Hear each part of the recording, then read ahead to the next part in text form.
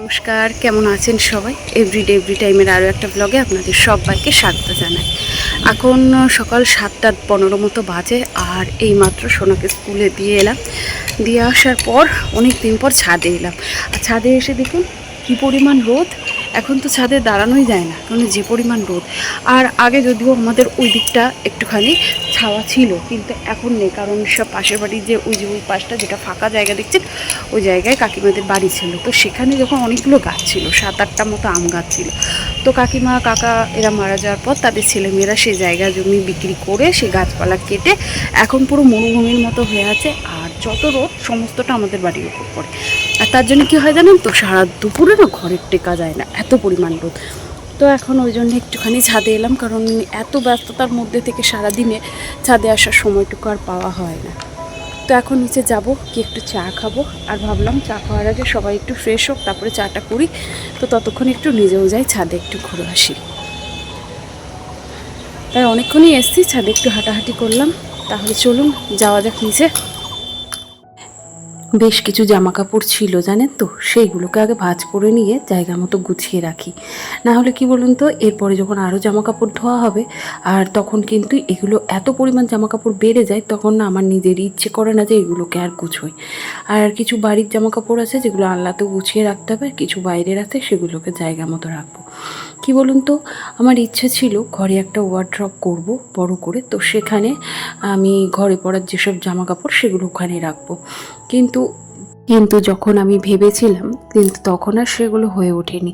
কারণ মধ্যবিত্ত সংসার, দিন আনা দিন খাওয়া, আর স্বামীর একেবারেই অল্প আয়, মানে গাড়ির কাজ আর কি, বুঝতেই পারছেন। দিন আনা দিন খাওয়া, যেদিন কাজ হবে সেদিন পয়সা থাকবে, আর যেদিন কাজ হবে না সেদিন কিন্তু আমাদের কেউ দিয়ে সাহায্য করারও এতটুকু কেউ নেই।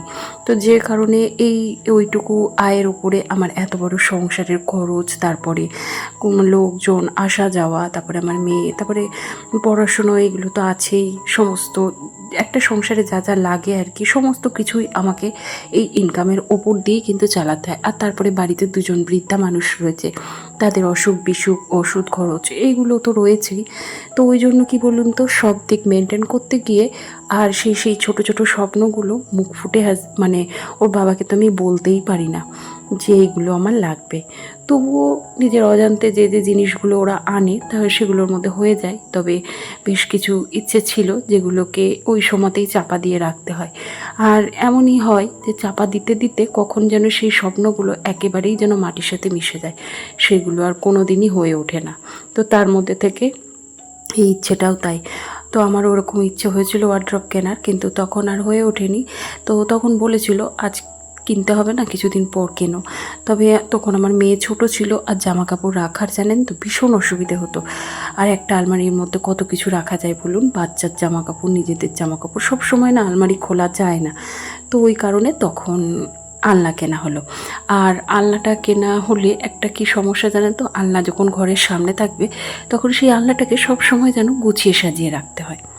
আর এই যে আলমারিটা দেখছেন, এটা আমার শাশুড়ি মার আলমারি।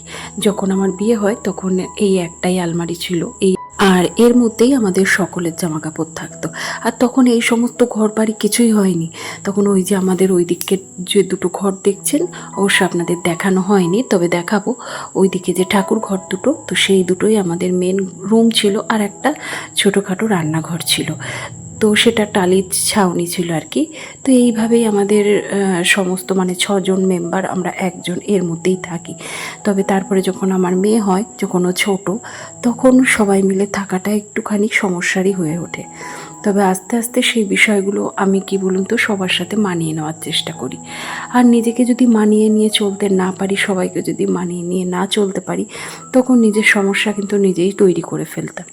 তো ওই কারণেই সব কিছুর মধ্যে সমস্ত পরিস্থিতিতে মানিয়ে নেওয়ার নামই হলো জীবন। তো যাই হোক, এখন সকালবেলার থেকে আপনাদের সাথে কিছু কথা গল্প করতে করতে অনেকটাই সময় কেটে গেছে। আর সকাল থেকে সমস্ত কাজ গুছিয়ে নিয়েছি, আর অনেক এক্সট্রা কাজও করে নিয়েছি। তো তারপরে এই যে আমার সোনাকে স্কুল থেকে নিতে চলে এসেছি, এরই মধ্যে আর কি ওর ছুটি হয়ে গেছে। তো ওই যে ওদিকে ফ্রেশ হতে থাকুক, আর এরই মধ্যে বিশাল পরিমাণে মেঘ করেছে জানেন তো। তো বাইরে বেশ কিছু জামা কাপড় রয়েছে, সেগুলোকে তুলে বারান্দায় দিয়ে দিলাম। মনে হচ্ছে কি বলুন তো, এতদিন পরে একটু স্বস্তির নিঃশ্বাস পেলাম। তো এই যে সকালবেলায় রুটি করেছিলাম, আর রুটির সাথে আম, আর ওদিকে আমার সোনা বললো আমাকে একটু চা করে দাও। তাই ভাবলাম চা যখন করছি একটু দুধ চাই বানিয়ে নিই। আর আমার সোনা তো দুধ চা ছাড়া খাবেই না, কারণ তার আবার লিকার চা পছন্দের না। সে কী বলে জানেন তো, যে লিকার চা খাওয়াও যা গরম জলের সমান। তো এই কারণে ওকে দুধ চাই বানিয়ে দিলাম, আর তার সাথে আমিও একটু খেলাম। আর চা দিয়ে রুটি কিন্তু আমার খুব প্রিয়। আর এই দেখুন একটুখানি ছাদে এসছি জানেন তো, আর দেখুন কি পরিমাণ কালো মেঘ করে আছে, ঝোড়ো হাওয়াও দিচ্ছে, আবার বিদ্যুৎও চমকাচ্ছে। সমস্ত রান্না করার আগে না সমস্ত প্লাগগুলো খুলে দিয়ে এলাম, ফ্রিজের প্লাগ, টিভির প্লাগ। কি জানেন তো, আমাদের প্রত্যেক দিনকার জীবনযাত্রায় আমাদের সংসারের যেসব জিনিসগুলো থাকে, আর বিশেষত আমাদের মতো এই যে মানে মধ্যবিত্ত পরিবারে খুব কষ্ট করার পর কিন্তু কিছু কিছু জিনিস, ছোট ছোট ইচ্ছেগুলো আমাদের পূরণ হয়। তো সেগুলোকে যদি আমরা যত্ন করে না রাখতে পারি, তখন কিন্তু সেই জিনিসগুলো একবার যদি নষ্ট হয়ে যায়, তখন কিন্তু আর দ্বিতীয়বার কিন্তু হয়ে ওঠে না। তো যাই হোক, ওদিকে রান্নাটা বসিয়ে দিয়েছি। আজকে চাল কুমড়ো করেছি, আর ওদিকে শাশুড়ি মা চাল কুমড়োটা কেটে দিয়েছিলেন। তো আমি বলেছিলাম যে মা একটু চাল কুমড়োটা কেটে দাও, তাহলে আমার একটু তাড়াতাড়ি হয়ে যায়। তো মা চাল কুমড়োটা কেটে দিয়েছিল, আর ওদিকে বসিয়ে দিয়ে বাসন ছিল কয়েকটা, সেগুলো ধুয়ে নিলাম। আর আমাদের বাড়িতে কি বলুন তো, রান্নাটা না একটু সকাল সকাল করতে হয়। তো ওই দেখুন চাল কুমড়োর মধ্যে নামানোর আগে একটু চিনি দিয়ে নিলাম, আর কালো জিরে কাঁচা লঙ্কা ফোড়ন দিয়ে করেছি। খেতে কিন্তু খুব ভালো লাগে জানেন তো। চাল কুমড়ো অনেকভাবে করা যায়, তবে এইভাবে করে দেখবেন ভীষণ ভালো লাগে। আর এদিকে বাটা মাছ, আলু দিয়ে বেগুন দিয়ে বড়ি দিয়ে একটু পাতলা করে ঝোল করে নিলাম। আর এপাশে ডালটাও বসিয়ে দিয়েছি, ডালটা ফুটাতে বসিয়ে দিয়েছি ফোড়ন দিয়ে।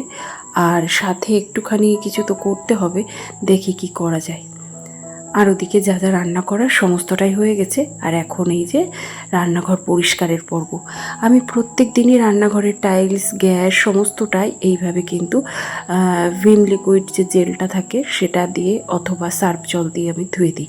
তাহলে কী হয় জানেন তো, আমার রান্নাঘর যেহেতু মানে চিমনি নেই বা কোনো নন মডুলার রান্নাঘর, তো যে কারণে তেল চিটের পরিমাণটা একটু বেশি হয়। তাই আমি প্রত্যেক দিনের তেল চিটেটা প্রত্যেক দিনই তুলে ফেলি। আর এই দেখুন, এই যে আমার রান্নাঘরের সামনে দেখছেন গ্যাসের সামনে দুটো তাক, তো এই দুটো তাক ভীষণ পরিমাণে তেল চিটে হয়। তাই প্রত্যেক দিন একটা করে তাকে সমস্ত জিনিস নামিয়ে মুছে নিলাম। ব্যাস হয়ে গেছে আমার রান্নাঘর পরিষ্কার। তাহলে এরপরে খেতে দিয়ে দেবো। এরপরে ওর বাবাও চলে এসছে, স্নান করছে, আর এরপরে খেতে দিয়ে দেবো। আর আমার শ্বশুরবাড়িতে কী বলুন তো, 1টা থেকে 1:30টার মধ্যে শ্বশুরমশাইকে কিন্তু ভাত দিতেই হয়, না হলে আবার ওনার মেজাজ ঠিক থাকে না। তো যে কারণে ওর বাবাকে আর আমার শ্বশুরমশাইকে একসাথে কিন্তু খাবারটা দিয়ে দিই। ব্যাস হয়ে গেছে আমার সমস্ত কাজ। আর এই দেখুন বাইরে এত পরিমাণ মেঘ করেছে, তো বাইরে এসে দাঁড়াচ্ছি দেখি হালকা হালকা একটু বৃষ্টিও পড়ছে। এই তো আজকের খাবার এখানে আমি পুরো রেডি করে দিলাম, চাল কুমড়ো ভাজা, ডাল আর মাছের ঝোল। তাহলে চলুন আজকের ভিডিওটা এখানে শেষ করলাম। আর অবশ্যই আজকের ভিডিওটা কেমন লাগলো আমাকে কিন্তু কমেন্ট করে জানাতে ভুলবেন না। যদি ভালো লেগে যায় একটা লাইক করবেন, আর এই ধরনের ভিডিও যদি আরও দেখতে চান চাইলে কিন্তু চ্যানেলটাকে সাবস্ক্রাইব করে রাখতে পারেন। তাহলে চলুন আজকের মতো ভিডিওটা এখানে শেষ করছি। সবাই ভালো থাকবেন, সুস্থ থাকবেন। দেখা হবে খুব তাড়াতাড়ি নতুন একটা ভিডিওর সাথে। আর এই বৃষ্টির জল পেয়ে গাছপালা যেন সতেজ হয়ে গেল।